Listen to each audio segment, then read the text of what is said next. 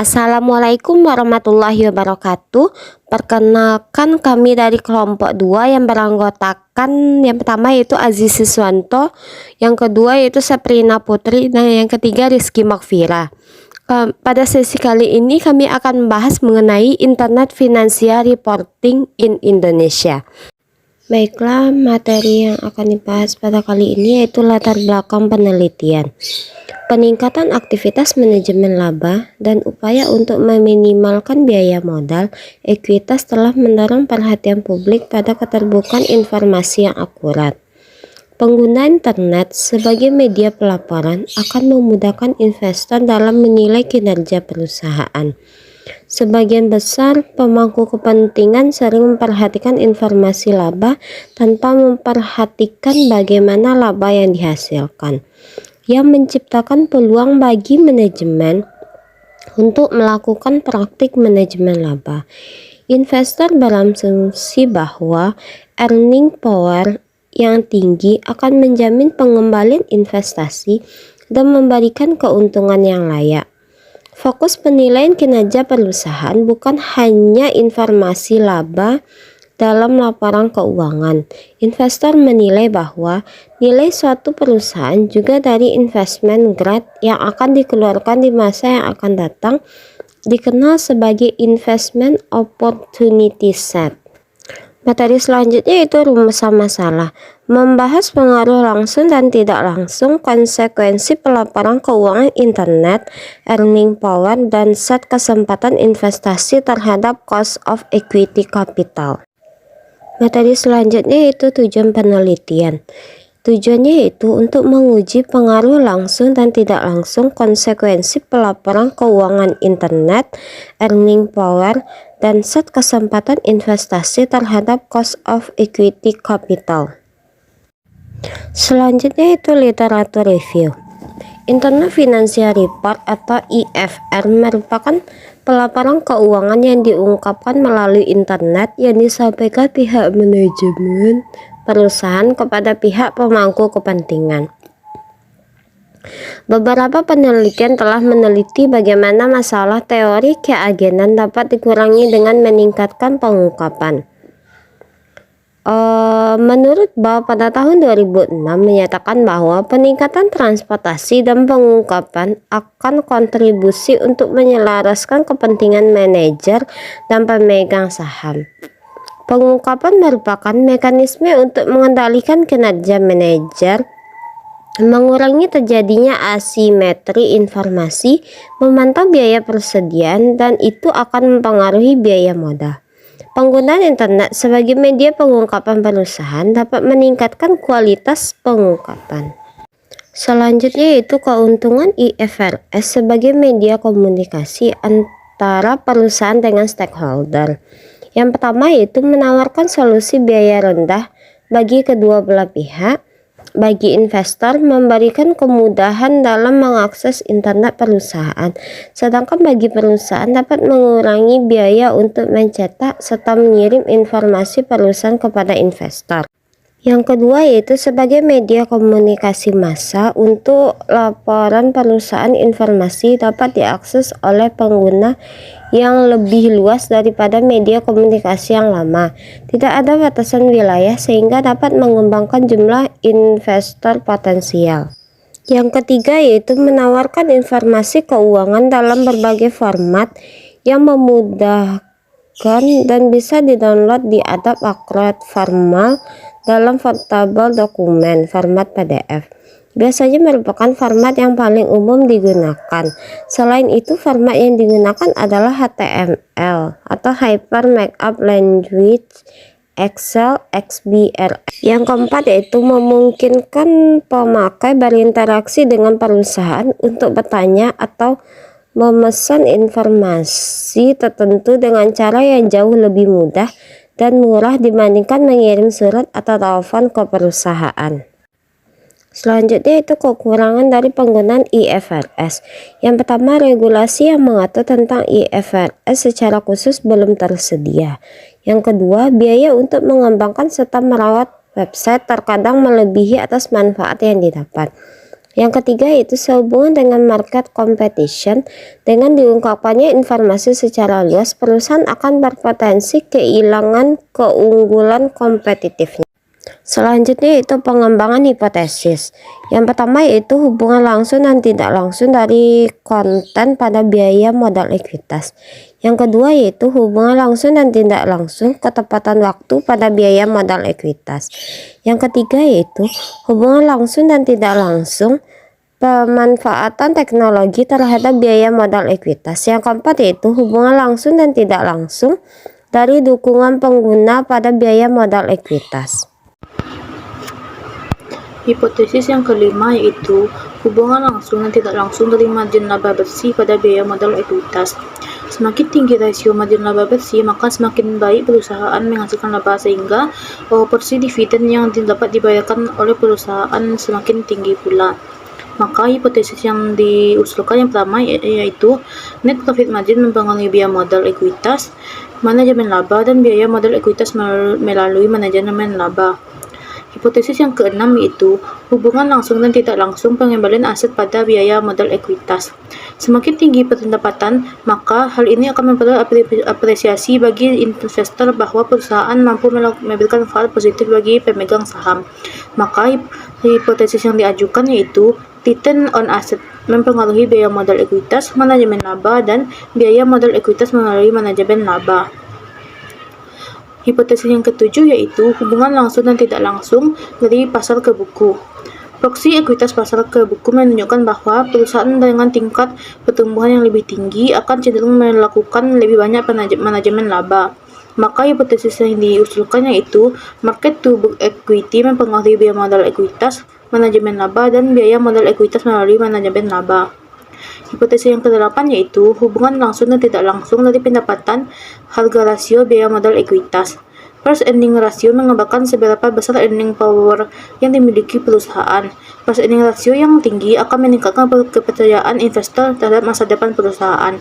Maka hipotesis yang diajukan adalah price earning ratio mempengaruhi biaya modal ekuitas, manajemen laba, dan biaya modal ekuitas melalui manajemen laba. Hipotesis yang ke-9 yaitu hubungan langsung dan tidak langsung antara investasi dengan penjualan atas biaya modal ekuitas. Rasio investasi terhadap penjualan menunjukkan kemampuan perusahaan untuk menghasilkan penjualan dari aset yang ada. Semakin tinggi bentuk penjualan, maka semakin besar tingkat pengembalian yang dibagikan. Dan hipotesis yang diusulkan yaitu investasi untuk penjualan mempengaruhi biaya modal ekuitas, manajemen laba, dan biaya modal ekuitas melalui manajemen laba. Hipotesis yang ke-10 yaitu hubungan langsung dan tidak langsung antara modal dengan total aset pada biaya modal ekuitas. Rasio modal terhadap total aset menghubungkan adanya tambahan arus modal saham perusahaan untuk aktiva produktif. Ini berpotensi menjadi indikator pertumbuhan perusahaan. Semakin tinggi bentuk pendapatan yang dihasilkan, maka semakin besar tingkat pengembalian yang dibagikan. Maka hipotesis yang diusulkan yang pertama yaitu capital to total asset mempengaruhi biaya modal ekuitas, manajemen laba, dan biaya modal ekuitas terhadap melalui manajemen laba. Hipotesis yang ke-11 yaitu hubungan langsung manajemen laba terhadap biaya modal ekuitas. Investor akan berharap perusahaan bisa memberikan kepercayaan. Mereka akan menerima pengembalian atas dana yang diinvestasikan. Dalam hal ini, pemilik bisa dirugikan dengan adanya manajemen laba. Maka hipotesis yang diusulkan yaitu manajemen laba mempengaruhi biaya modal ekuitas. Selanjutnya itu metode penelitian yang digunakan. Pada penelitian ini menggunakan metode COEC dan MBLA. Populasi dan penelitian ini adalah perusahaan manufaktur yang terdaftar di Bursa Efek pada periode 2010 sampai 2015, sebanyak 56 perusahaan dalam jangka waktu 6 tahun. Maka jumlah data observasinya yaitu 336 data observasi. Data yang digunakan dalam penelitian ini dianalisis menggunakan kuadrat terkecil parsial. Teknik pengumpulan data ini menggunakan probability sampling dengan menggunakan metode purposive sampling. Penelitian ini menggunakan jenis data sekunder, yaitu data yang berasal dari informasi keuangan dan non-keuangan yang dipublish di Bursa Efek Indonesia. Selanjutnya yaitu identifikasi variabel. Variabel independen yang digunakan dalam penelitian ini yaitu content, timeline, technology utilization, user support, net profit margin, market to book equity, price earning ratio, investment to sales, capital to total asset, dan earning management. Sedangkan mediasi variabelnya yaitu earning management, dan selanjutnya yaitu dependent variabelnya yaitu cost of equity, capital, dan earning management.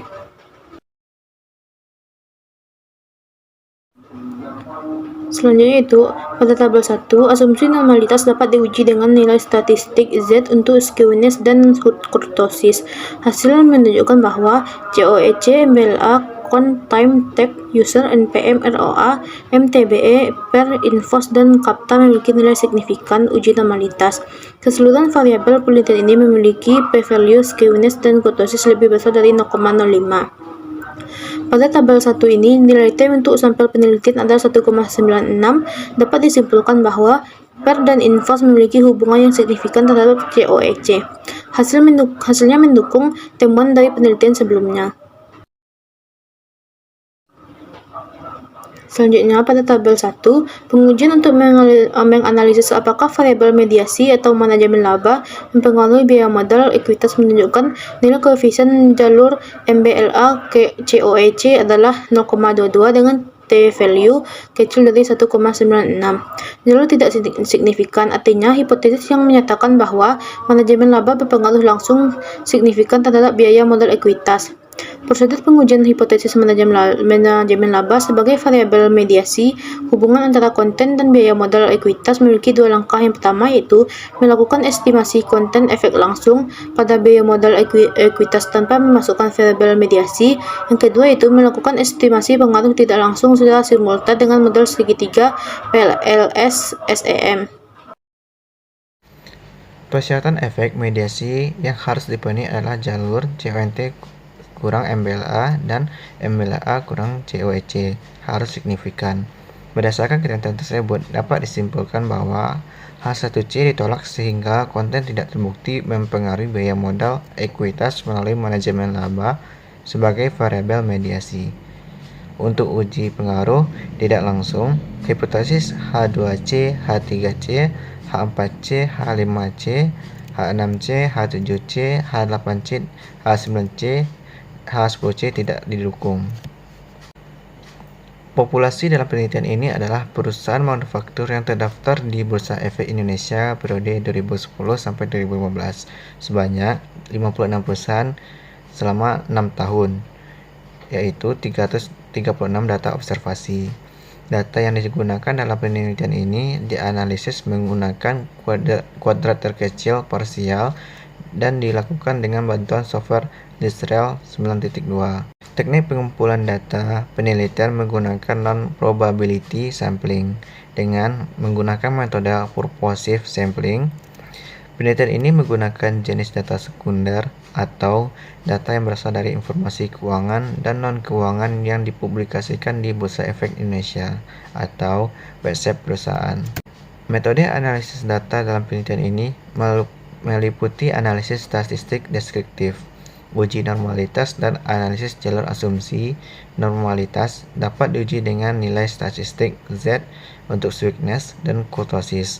Jika Z baik atau signifikan kurang dari 0,05 atau 5%, maka dapat dikatakan distribusi data tidak normal.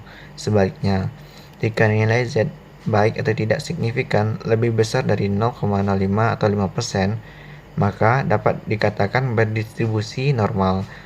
Uji normalitas menyimpulkan hasil yang diharapkan tidak signifikan. Pengujian hipotesis didasarkan pada tujuan penelitian, yaitu menilai pengaruh variabel independen secara terpisah. Signifikansi dua sisi dalam penelitian ini adalah 5% atau 0,05. Jika nilai P lebih besar dari 0,05, HO diterima dan HA ditolak. Jika p-value lebih kecil atau sama dengan 0,05, HO ditolak dan HA diterima. Berdasarkan Hooper et al. Tahun 2008, menilai model fit dengan melihat nilai uji C-square, SEA, GFI, dan RMSR, uji kecocokan menunjukkan model yang fit. Maka dapat disimpulkan bahwa model yang digunakan dalam penelitian ini dapat digunakan sebagai dasar analisis masalah penelitian.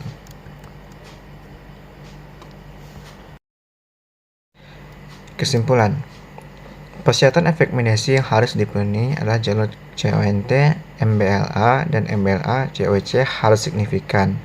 CAPTA sama dengan perubahan aset tetap dibagi total nilai aset price earning ratio dan investment to sales berpengaruh langsung terhadap cost of equity capital sebesar 4,16 banding 2,06.